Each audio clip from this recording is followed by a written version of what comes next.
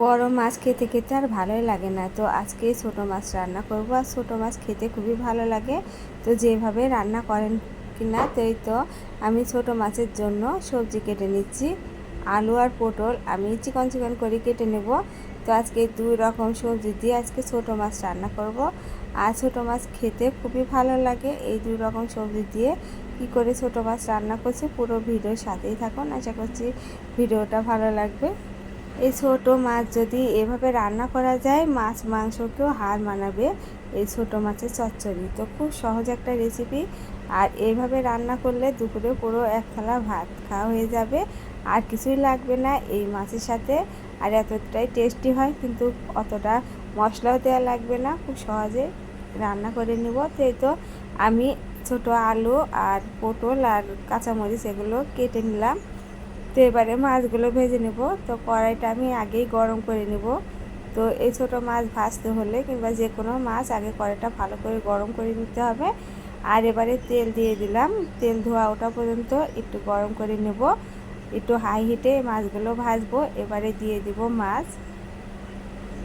আর এই মাছগুলো যেহেতু ছোট, তো কড়াইতে লেগে যেতে পারে, সেই জন্য হাই হিট করে আমি তেলগুলো গরম করে নিয়েছি।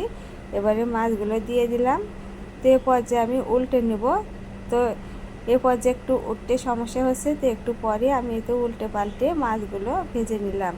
তো খুব একটা বেশি ভাজবো না, অল্প করে ভেজে নিয়েছি। তো ছোটো মাছের চচ্চড়ির জন্য খুব একটা বেশিও ভাজা লাগে না, অনেকে কাঁচা মাছও রান্না করে।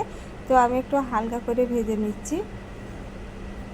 তো মাছগুলো ভাজা হয়ে গেছে। ওই তেলে আমি ফোড়ন দেব, শুকনো মরিচ এবং কাঁচামরিচ দিয়ে দিলাম। আর এবারে দিয়ে দেব সামান্য একটু জিরা। তো জিরাটুকু একটু ভেজে নিয়ে আমি দিয়ে দিব পেঁয়াজ আর রসুন কুচি। তো রসুনটাকে আমি চিকন চিকন করে কুচি করে নিয়েছি, আর পেঁয়াজ নিয়েছি। এবারে একটু তেল দিয়ে আমি ভালো করে পেঁয়াজ আর রসুনটা ভেজে নিচ্ছি। তো পেঁয়াজ রসুন যখন ভাজা হয়ে যাবে, এবারে দিয়ে দিব আলু পটল আর পরিমাণ মতো লবণ হলদি। তো সব উপকরণ দিয়ে আমি একটু নেড়ে চেড়ে কিছুক্ষণ এই সবজিটাকে ভেজে নিচ্ছি। তো খুব একটা ভাজবো না, সবজিটা একটু হালকা করে ভেজে নেব। তো এই পর্যায়ে নেড়ে চেড়ে ভেজে নিলাম। এবারে দিয়ে দিব পরিমাণ মতো জল। তো অল্প একটু জল দেব এই আলু আর পটলটা সেদ্ধ হওয়ার জন্য। আর এবারে কিছুক্ষণ ঝোলটা ফুটিয়ে নিলাম।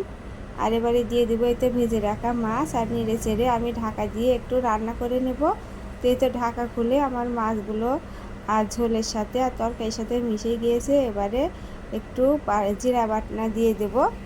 তো ভাজা জিরার গুঁড়ো দিয়ে একটু নেড়ে চেড়ে নিলাম। তো তার আগে একটু আমি চালের গুঁড়ি গুলিয়ে দিয়ে দিয়েছি। তো হয়ে গেছে আজকে ছোটো মাছ রান্নাটা। এবারে নামিয়ে নেব।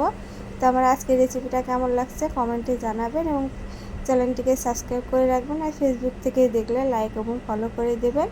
তো আজকের ভিডিওটা এই পর্যন্ত। সবাই ভালো থাকবেন। নমস্কার।